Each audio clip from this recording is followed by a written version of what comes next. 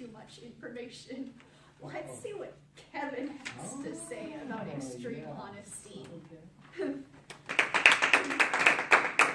Eager, extreme honesty. Kevin Eager.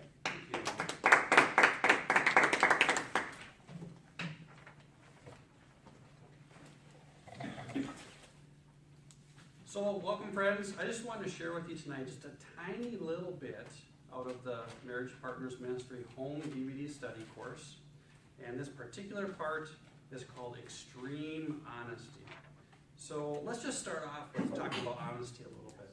I think just about everybody knows that telling an overt lie in a marriage is going to be a harmful thing. I probably don't need to persuade you too much about that. We all know the kind of damage it can do. The kind of honesty that I want to really focus on tonight is the dishonesty of the omission type. Now, sometimes people say, wait a minute, that's not telling a lie if I just don't tell a truth that I know. But there's so much destruction that happens when we omit honesty, the withholding of information. Think of it like this. You get a new coworker. Come into the office, and this happens to be a really attractive person. Should you let your spouse know about that? Should you not let them know about that? Would they want to know about that? I think you should let them know about it.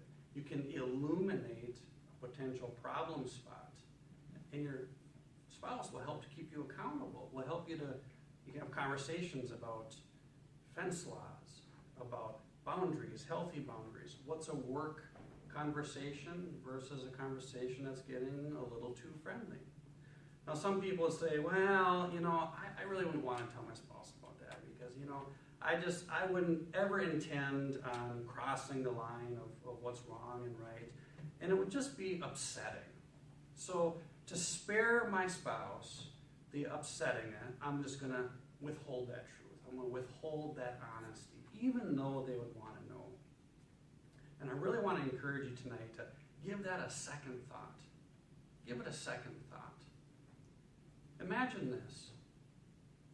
Somebody steals all the money out of your bank account. You're negative, and you don't know it.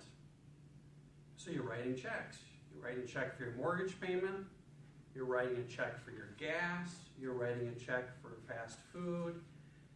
Meanwhile, your bank account is going negative, negative, negative. You stop by the bank a month or two after this is occurring, just to see how things are going. And they say, oh, you owe us a lot of money. You're way negative. You got all kinds of fees, overdraft charges. In fact, we were wondering if we're going to have to send the police out for you. And you say, well, wait a minute. You're not going to send me a letter? You're not going to give me a courtesy call? You're not going to let me know? Well, we didn't want to upset you. We didn't want you to be upset about that. Do you sense the flawed logic? The same logic is flawed when we try to not upset our spouse. So we withhold valuable information that they would want to know, that they would need to know. Another example of withholding information is, what if your spouse is just about ready to go out the door and they've got this really important meeting that they're going to go to? And you happen to notice something slightly negative. They got really bad breath. Are you going to mention it to them? Or are you just going to withhold it so they're not upset, so they're not offended? Are you just going to not tell them about it? No, naturally you'd want to very discreetly, politely let them know about it to help them out. It's something that they would want to know. Even though it's negative information, they would want to know about that. So I started to think about this a little bit and gain some insights. Why do we tend to withhold this kind of truth? The kind of truth that could upset somebody, the kind of truth that might be negative. Why do we withhold that truth? Well, if you think about it, when we were all children, we'd go to the playground and we would tell the truth. We'd say, oh, you're really stinky. Well, what would happen next? You've seen the show, kids say the darndest things. What would happen next?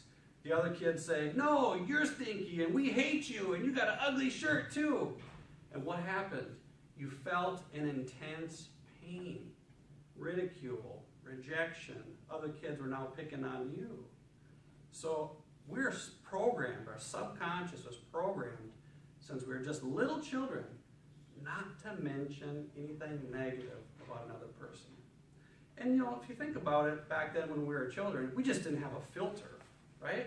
So it's not the mentioning of something negative that is so harmful. It's doing it without a filter that can be so harmful. You see, if we use a filter to deliver truth that frames it in the other person's benefit, a filter of love, a filter of care for them, a filter of consideration for them, then it makes giving and receiving of truth so much more palatable, so much more acceptable. It actually lets the force of a truth do its work, which is to create positive change. Withholding of truth is more pervasive in marriage than outright lying. And that's the reason why it's so much more dangerous than outright lying. Because we tend to think, well, if it's not an outright lie, it's probably not wrong for me to withhold the truth, so I'm just going to go ahead and do it. And meanwhile, the things are what I call blind spots are not being illuminated. Problem spots are not being seen because they're not being talked about. They're being quietly hidden under a rug. I think this whole scenario of withholding truth never became more clear to me than when a couple came in that were having a lot of trouble with their marriage. We'll call them Jill and Eric to keep their names secret. Jill and Eric, when they first got married, they just thought that you should always keep your negative emotions to yourself.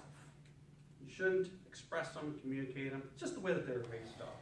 It's not wrong, it's not right. It's just the way that they are. Keep it to yourself. If it's not positive, keep it to yourself. That's what their belief was. And so they got married, and right away from the get-go, on the honeymoon, a problem arose. They were sitting on the beach at a nice restaurant.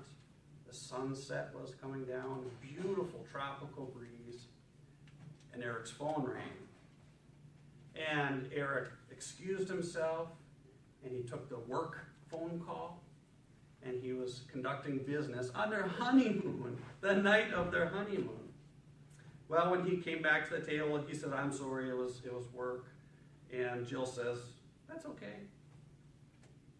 That's okay." Right from the get-go, Jill just withheld her negative emotional reaction.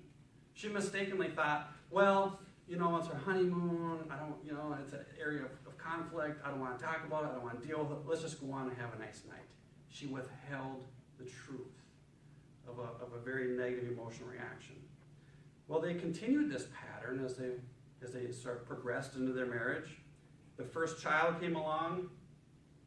They never took marriage partners' home DVD study course at that point in time. They didn't know anything about it. They thought they're going to be in love forever. They thought there'd never be a problem. They didn't think they needed to know anything more than they already knew.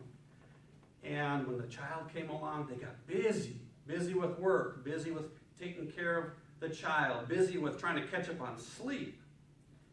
And they neglected each other's intimate emotional needs. They neglected the things that caused them to fall in love in the first place. And they didn't even know what those things were anyways, because they never received any kind of education in that. So what happened after that point is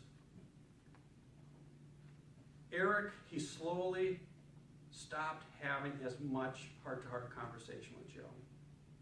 I mean, he was busy, working a lot of pressure, just new in his career, trying to earn money, stressed, tired.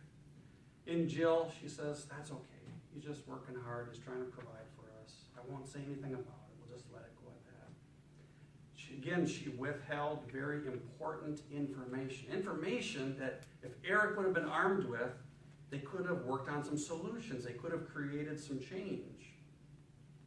Then Jill, without having heart-to-heart conversation and the interaction, she just was not in the mood for sexual fulfillment. And she was tired. She was taking care of a little one at home. And Eric wasn't around that much. And so all the conditions that would make her more interested were not there anymore. And so she wasn't meeting his need for sexual fulfillment. What did Eric say? Eric said, well, all right, I guess, she is tired. She is working hard around the home. And, we're probably a little bit more disconnected, but it'll pass. And so once again, he withheld valuable information about a negative emotional reaction that he was having. It obscured all the truths. It obscured the problems. It made the solutions unable to be found because the problems themselves were hidden. It only took about 6 months. Eric and Jill were no longer in love with each other. They were just in that friendship zone. They were terribly discontent, and they were alarmed. So thank God they came in to get some help, to understand these dynamics and what was actually happening there. So friends, I have a couple really important goals of this talk tonight. The reason why I want to share it with you. My goal is to, number one, help you to realize all of our pre-programmed tendencies to omit or withhold information. Understand that we have that tendency and push back against it. Go the opposite way. Try to be very, very truthful and open. Number two, to see how withholding information in marriage creates a blind spot of growing incompatibility. Number three, how withholding information hinders intimacy and a sense of connection and oneness. Number four, how you can deliver truth wrapped in love and care. That's a critical part. Wrapped in love and care to build up your spouse and ultimately to build up your marriage.